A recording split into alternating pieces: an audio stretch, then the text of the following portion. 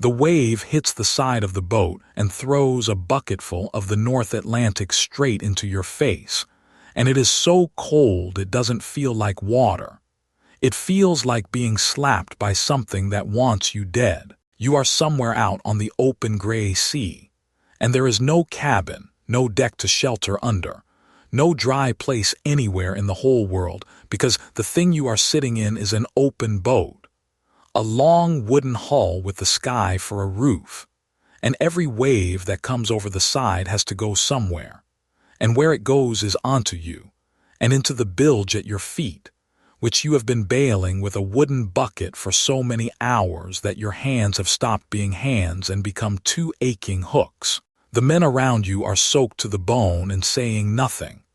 The one certainty in your entire existence right now is the next wave. It is coming. You cannot see land. You are not even sure the men steering can. And you are so cold, so deep down marrow cold, that some quiet animal part of you has started to wonder whether going under would actually be worse. You pictured this differently, didn't you? You pictured a horned helmet and a roar and a raid and glory. And I am here to tell you, as kindly as I can while the spray is still running down the back of your neck, that you would not last a week as a Viking. Not one. So let's find out exactly how the age of the Norsemen would finish you off, and how much of what you think you know about them was invented, quite recently, by people who were not there. My name's Marcus, and before we go any further I should tell you what I actually am, because it explains a lot. I used to be a history teacher. I stood in front of teenagers for years trying to make the past feel real to them, mostly failing, occasionally landing one. And these days I do something my wife describes accurately as a grown man's excuse to be cold and uncomfortable on purpose. I'm a reenactor. I spend my weekends dressed in reproduction kit, sleeping rough, cooking badly over fires that won't catch, and generally trying to feel my way into how people actually lived before central heating turned all of us soft. And the Norse, the people we've all agreed to call the Vikings, are the ones I keep coming back to, because almost everything the average person believes about them is either exaggerated, borrowed from a film, or flat out made up in the last 200 years. So I'm going to do two things at once today. I'm going to drop you into their world and walk you through exactly how it would break you. And every so often I'm going to stop and say, wait, that bit you think you know, here's where it actually comes from. Come on, you're already soaked. Let's get you to shore, if we get you to shore. First, we have to kill the fantasy, and I'm going to start with the single most famous thing about Vikings, because it is also the single most wrong. The horns. The helmet with the two big curved horns sticking out of the sides. You have it in your head right now. It's on the cartoon, it's on the sports mascot, it's on the fancy dress costume, it's on the butter tub. The Vikings did not wear horned helmets. They just didn't. There is no good archaeological evidence for it at all.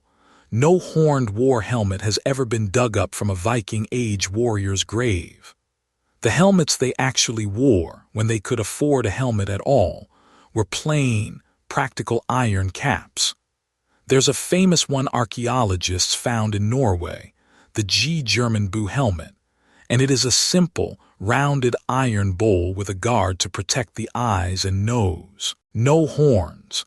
Because think about it for 1 second as a person who might have to fight in one. Horns on your helmet are two handles you've kindly bolted on for an enemy to grab or for a swinging blade to catch. They're idiotic. No practical warrior culture would do it. So where did the horns come from? This is the part I love. They come from the 1800s, from romantic painters, and most famously, from the costume designer of a series of German operas, Wagner's Great Ring Cycle, who put horns and wings on the Norse-flavored characters because it looked magnificent on a stage. It's Victorian set dressing. The most instantly recognizable fact about the Vikings is younger than the steam train. Keep that in your pocket because it tells you something we're going to run into again and again today. A huge amount of what we know about these people was painted onto them, long after they were gone, by people who wanted them to look a certain way. Here's the next one, and it reorders the whole picture. The word Viking is not really the name of a people. We use it as if it were an ethnic group, the Vikings, like the Romans or the Greeks. But in the Old Norse world, the word was much closer to an activity than an identity. To go Viking meant, roughly, to go off raiding, to go on an expedition overseas after plunder and trade. It was something you did for a season, and then, if you lived, you came home. So a man wasn't a Viking the way he was a Norwegian or a Dane. He went Viking, some summers, the way you might go fishing. And that means the overwhelming majority of the Norse people were never really Vikings in the raiding sense at all. They were farmers, fishermen, herders, traders, craftspeople. The vast bulk of these terrifying Norsemen spent their entire lives up to their elbows in cold mud and animal muck, trying to coax enough barley and enough hay out of a short, brutal northern growing season to keep a family and a few animals alive through a winter that wanted them all dead. The longship raid is the loud, famous, bloody edge of the thing. The quiet, freezing, back-breaking center of it was farming. And that, the farm, not the raid, is where I'm going to spend most of your week. Because that's where you'd actually die. But you started this on the sea, so let's finish that thought first, because the sea has a very strong claim on killing you before you ever reach a farm. The ships genuinely were extraordinary. That part of the legend is true, and then some. The Norse built two great families of vessel, the sleek, shallow longship for raiding and war, and the broader, deeper nar for hauling cargo and settlers and livestock across open ocean. They were beautiful, flexible, clinker-built boats, overlapping planks, springy and strong that could cross the open Atlantic and also run right up a shallow river. With these ships, the Norse reached Britain and Ireland, Iceland, Greenland, and even, we now know for certain, North America, centuries before Columbus. As feats of seamanship and boat building, they are genuinely one of the wonders of the medieval world. Now let me tell you what it was actually like to be in one, because the travel brochure version leaves a few things out. It is open. I keep saying that because it is the whole point. There is no cabin. There is no below decks. There is no bunk to crawl into, no dry room, no shelter from the weather of the North Atlantic, which is some of the most violent weather on the face of the planet. You sit, or you crouch, exposed in the wind and the freezing spray for days. You sleep, if you sleep in the open, maybe under a bit of leather, in your wet wool. When the sea comes over the side, and it comes over the side constantly, someone has to bail it back out by hand, endlessly, because a boat filling with water is a boat about to become a grave. And they had no compass. Navigation across open ocean was done by reading the world itself. The position of the sun, the stars when they could see them, the direction of the wind and the swell, the flight of birds, the color of the water, the clouds that pile up over unseen land. It was a genuine and hard-won skill, and it was also, on a gray week with no sun and no stars, part guesswork. Ships and whole crews were simply lost, swallowed by the sea, never heard from again, no wreck, no word, nothing. Getting from here to there was not a ferry ride. It was a gamble with the coldest, hungriest ocean on Earth. And you, who get a bit queasy on a car ferry with a cafe on board, would have spent the whole crossing wet through, frozen, seasick, bailing, and quietly terrified, if you even made it across. But let's be generous. Let's say the sea spares you. You come ashore at last on a cold, stony beach under a gray mountain, and you drag yourself up to the place you're actually going to live, which is a farm at the head of a fjord, near the very edge of what a human being can survive. And this is where the fantasy quietly dies for good, because there are no raids here. There is work. The Norse farm was a hard, marginal, relentless thing. The growing season in the far north is vanishingly short. The soil is thin and stony. You are farming on the edge of a world of rock and ice and sea, trying to grow enough barley and oats and to make enough hay to keep yourself and your handful of precious animals.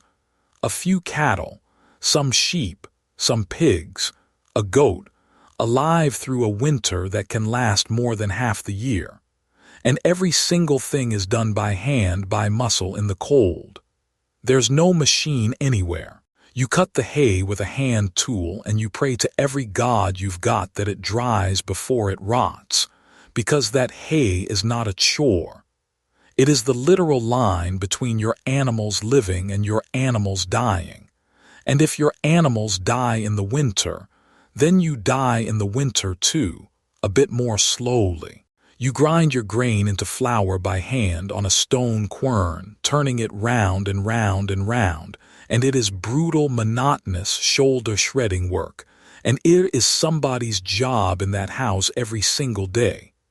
You haul water, you cut and stack fuel, you muck out animals, you spin and weave endlessly because the cloth for the very clothes on your back and the sails for the ships is all made by hand, thread by thread, and it swallows an unbelievable number of human hours. And where do you do all this living? In a longhouse. A single long room, walls of turf or timber or stone stuffed with turf for warmth, a roof over it, and one long fire running down the middle. And you share that one room with everyone, your family, the other workers.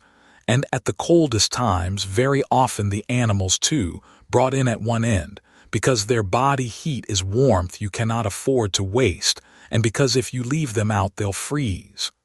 So picture your home. One dim, smoky room. The only light is the fire and whatever leaks through a smoke hole in the roof. It is thick with wood smoke that has nowhere much to go, so your eyes sting and your chest is never quite clear. It smells of smoke and animals and unwashed people and old fat and damp wool, all winter, with the door shut against the dark. There is no privacy.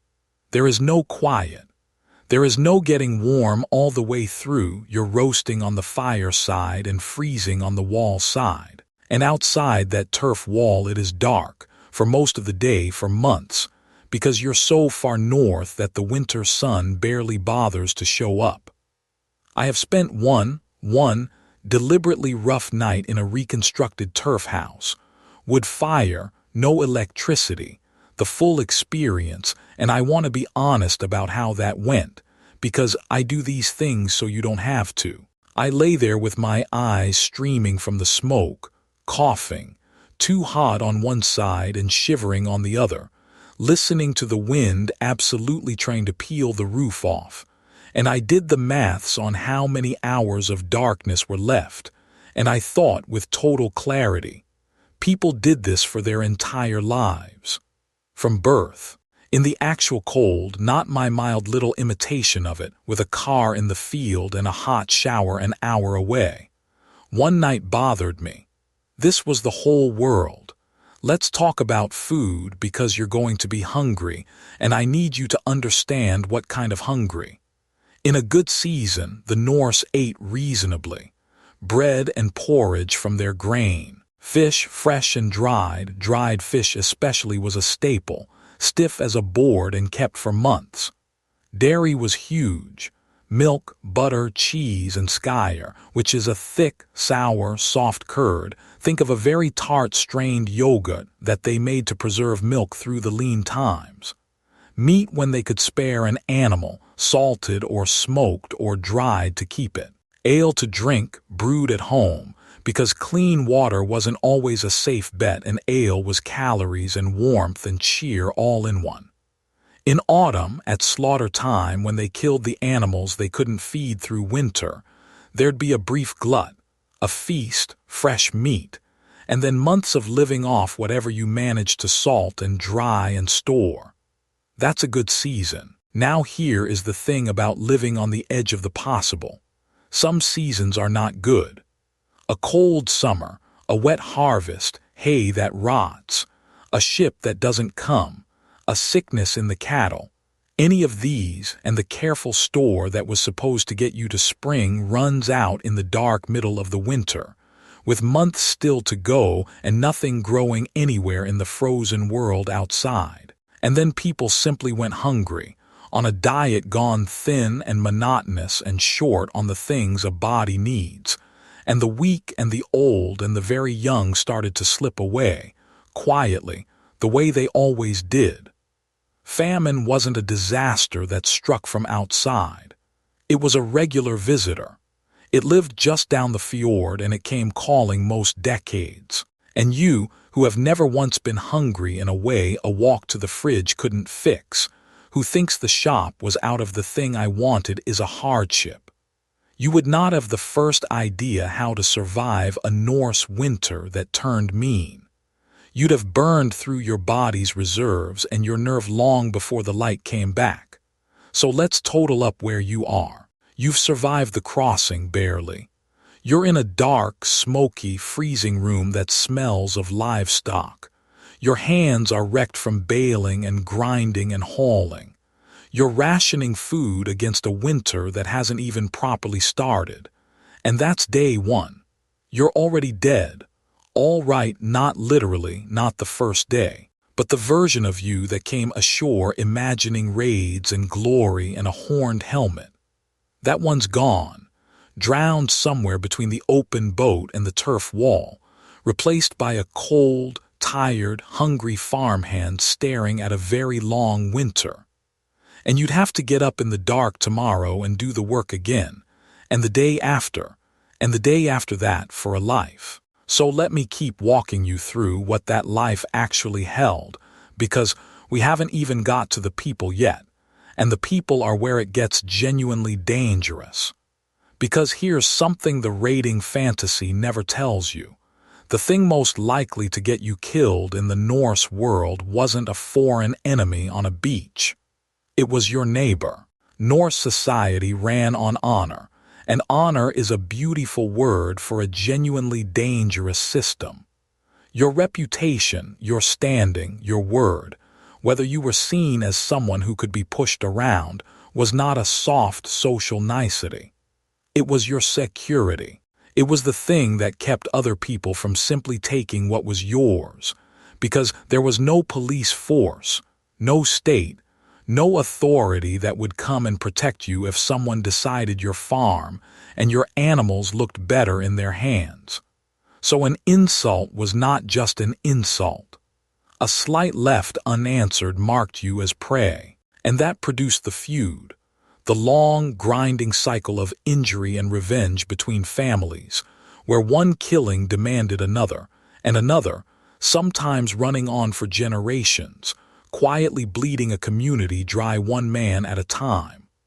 Now they were not lawless. This is the fascinating part, and it's the surprise I want you to carry out of today. The Norse had law, and they took it seriously. They gathered at assemblies called things, the thing, where free men met to settle disputes, make judgments, and hear the law recited aloud, because it wasn't written down, it was memorized and spoken. Iceland's Great Assembly, the Althing, is one of the oldest such gatherings anywhere in the world. This was a society with a real and sophisticated sense of justice. But notice how that justice worked, because it's not like ours. The thing could judge that you were in the wrong and set the price, very often a literal price, a payment owed to the wronged family to head off a feud. But it had no police to enforce anything. Enforcement, in the end, still came back to you and your kin and your standing. And the worst sentence the thing could hand down wasn't a prison. They didn't really have prisons. It was outlawry. To be made an outlaw meant you were put outside the protection of the law entirely. You could be killed by anyone, with no penalty, no vengeance owed for your death. Your neighbors could hunt you down and there would be no consequence at all. In a world that cold and that empty, being cast out of the community wasn't a fine. It was, very often, a slow death sentence. And you, who resolve your conflicts with a strongly worded message and a block button, would have to navigate a world where a careless word to the wrong proud man could put your whole family into a feud you didn't start and couldn't stop. And now we come to the part the films never, ever show you, and the part that, for me, finally strips the shine off the whole legend. Because I've been walking you around the free farmer's life. But that world had a floor beneath it, and standing on that floor were people who were not free at all. The Thralls. Norse society was built on slavery. This is not a footnote, it is load-bearing. Beneath the chieftains and the wealthy, the jarls, and beneath the great mass of free farmers, the carls, there was a whole class of enslaved people, the thralls, who owned nothing, not even themselves. They did the heaviest, filthiest, most endless work. The mucking out, the grinding, the hauling, the worst of everything I've described. A thrall was property. They could be bought and sold and worked and abused, and their children were born into the same bondage. And here is the detail that connects the two halves of this whole story, the farm and the raid, and that I really need you to sit with. A huge part of the point of the raiding, the glamorous, longship, sail across the sea part of it, was slaving. The Norse didn't just sail off to steal gold and silver from monasteries and towns. They sailed off to steal people. Captives, men, women, and children seized in raids, were among the most valuable cargo of all, carried home or sold on through a slave trade that stretched across the whole medieval world.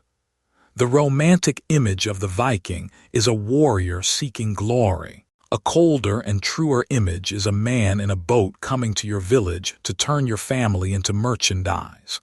That is the foundation the whole shining thing is standing on. And if the sea and the cold and the feud had somehow spared you, there was always a very real chance that your place in this world wasn't the free farmer at all. It was the thrall.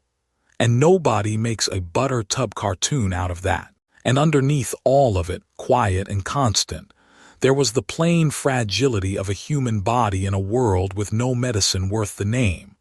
There were no antibiotics, no real understanding of how sickness spread, nothing. A cut you'd bandage and forget could turn septic and kill you. A bad tooth could kill you. Childbirth was genuinely dangerous over and over for every woman, every time. And children died constantly. A great many never reached 5. When we talk about how long Norse people lived, the averages are dragged right down by that, by all those small graves. And the ones who made it to adulthood carried the marks of a hard life in their very bones, worn joints, healed breaks, teeth ground down by coarse stone-milled bread, bodies used up by labor and cold. These were tough, capable, resilient people. They had to be. The soft ones simply didn't survive to have descendants.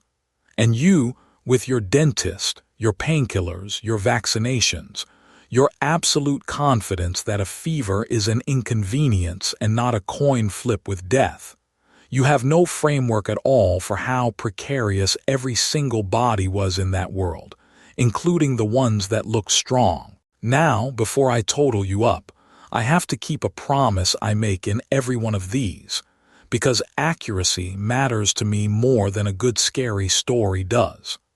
I have to tell you about the bits everyone repeats that we genuinely do not know for sure. You've heard of Berserkers, the wild warriors who supposedly worked themselves into an unstoppable, foaming battle frenzy, feeling no pain, no fear, may be fueled by something. And here's the honest position. We're not really sure what the Berserkers were. The word turns up in the sources, but the vivid picture we carry comes largely from later writing, and scholars genuinely argue about it.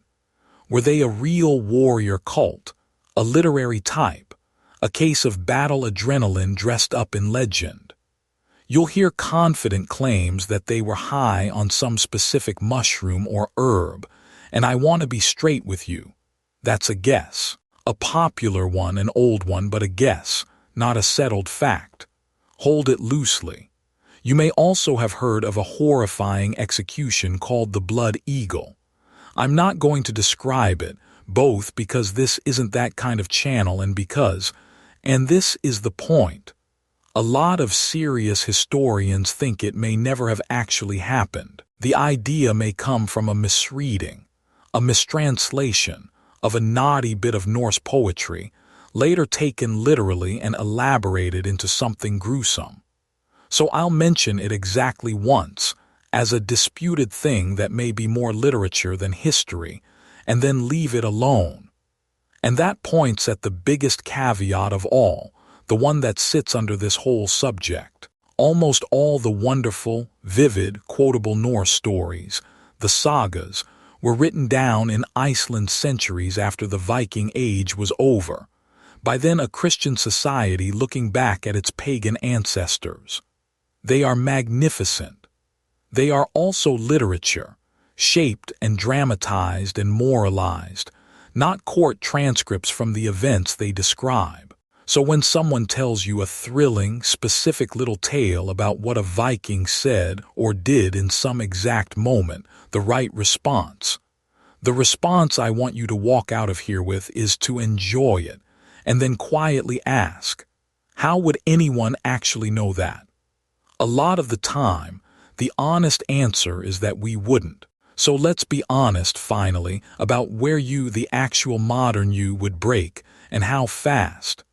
The sea would come for you first, on the crossing, the cold, the wet, the endless bailing, the flat terror of open water with no shore in sight. If it spared you, the work would come for you next. The grinding, hauling, freezing, unending labor of a marginal farm, where there is no machine but your own body and no rest that isn't earned twice over. Then the cold and the dark of that long northern winter would work on your mind as much as your body. Then the hunger in a bad year in the black middle of it, with nothing growing and the store running out. The feud and the honor code would put a danger under every conversation you didn't know how to read. The plain fragility of the body, a tooth, a cut, a fever, would be waiting the whole time. And beneath all of it would be the flat, cold fact that in this world you might not even be one of the free people. You might be the property. You would not last a week as a Viking, not the real thing. And I mean that with no insult in it at all. I wouldn't last either, and neither would the bloke with the horned helmet tattoo. Not because we're weak, because we're modern. We were shaped, every day of our lives, by warmth and plenty and safety, and the simple miracle of being able to make discomfort stop. And the Norse world was built, from the cold ground up, out of the exact opposite of all of it. And here's where I turn it around on you, because I didn't drag you across that freezing sea just to make you grateful for your radiator, though you should be. Here's the thing I keep bumping into. Every time I come back to these people, and it's uncomfortable, so I'll just say it. We love them. We can't get enough of them. The Vikings are everywhere in our world, the shows, the games, the tattoos, the gym slogans about being a warrior, the whole roaring aesthetic of it. We've taken one of the harshest, hungriest, most precarious ways of life a human being has ever endured. A life built on cold and feud and slavery, and we've turned it into a fantasy of freedom and strength that we put on a t-shirt. And almost none of us wearing that t-shirt would trade one single week of our actual, soft, centrally heated life to genuinely live inside the thing we're admiring. And I think that tells us something true and not entirely comfortable about ourselves. We romanticize the Norse from a very great and very safe distance, precisely because we would never actually want it. We crave the idea of that hardness, the toughness, the closeness, the sense that every day mattered because survival wasn't guaranteed, while keeping every single comfort that makes real hardness unthinkable to us. We want the longship without the bailing. We want the warrior without the frozen mud and the endless grinding stone. We want the saga without the small graves and the thralls holding the whole thing up. But here's the other half of it, the half I actually believe. There genuinely was something in that life we've half lost, and it's worth naming honestly. Those people had bodies that were capable. They had a community they were woven into so tightly that no one faced the winter alone. They lived close to the edge, and living close to the edge has a way of making an ordinary day, a warm fire, a full belly, everyone still alive come spring, feel like the enormous, precious victory it actually is. That's not something you can buy. It's something you only get on the far side of a hardship you'll never now have to face. And that, more than the horns and the roaring, is what I think we're really reaching for when we reach for the Vikings. So that's my question for you, and I genuinely read the comments, so tell me. What do you think we're actually reaching for when we romanticize the Vikings? What is it in our warm, comfortable lives that we feel is missing? And be honest with me. Knowing what you now know, the open boat, the frozen farm, the feud, the thralls, would you take even 1 week of it if you could get out again after? I really want to know. Put it down below. I'm off to keep gently toughening up my nephew Cody, who informed me last week that the house being a bit chilly before the heating clicked on was, and I quote, basically survival mode. We are going to have a conversation about the North Atlantic, and my mate Phil wants us to try grinding a whole day's flour by hand on a stone quern next weekend, which means one of us is going to throw his back out, and it is statistically always Phil. B has already left the room. If crossing that cold sea with me made you look at your warm, safe, comfortable life a little differently, and if you want me to drop you into another world where you also, let's be honest, would not last, then subscribe and come back, because I've always got somewhere harder and colder to take you. My name's Marcus. Mind your feet, and go and be grateful for your roof today. You've no idea how good you've got it.